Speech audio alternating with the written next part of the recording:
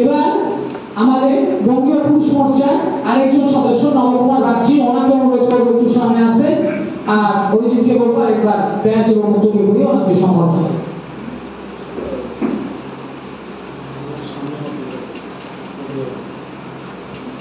নমস্কার।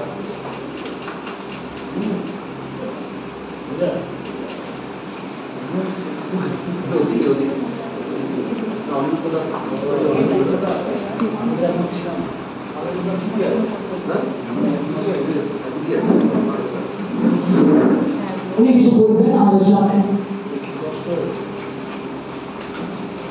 আজকে বঙ্গীয় পুরুষ সমাজ থেকে এখানে এসেছি, ভালো লাগছে, সকলকে দেখে ভালো লাগছে।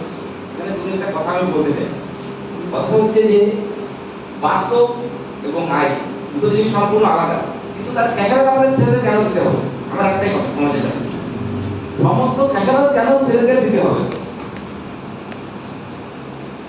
বাস্তব যেখানে কি হচ্ছে সেখানে সম্পূর্ণ আলাদা, আইন সেখানে সম্পূর্ণ আলাদা, কিন্তু খেসারত আমাদের পুরুষদের কেন দিতে হবে? যেখানে যা হবে সব দোষ ছেলেদের ঘাড়ে পড়ে।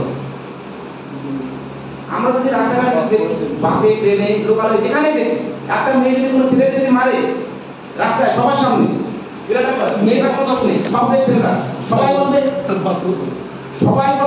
তুমি উল্টো পাল্টা কাজ করবে, মেয়েটার মধ্যে যদি রাস্তাঘাটে কোনো ছেলে যদি কান্নাকাটি করে, কেন সবাই বলবে ছেলেটা বলো কান্নাকাটি করছে?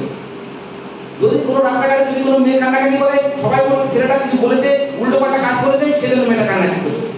বাস্তবটা সম্পূর্ণ আলাদা, কিন্তু সেটা আইন কোনো ছেলেটা কিছুই বলতে পারে না।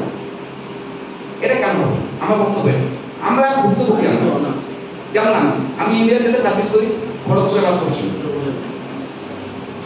আমার নামে 498 করেছে, কি দিয়েছে, কি বলেছে,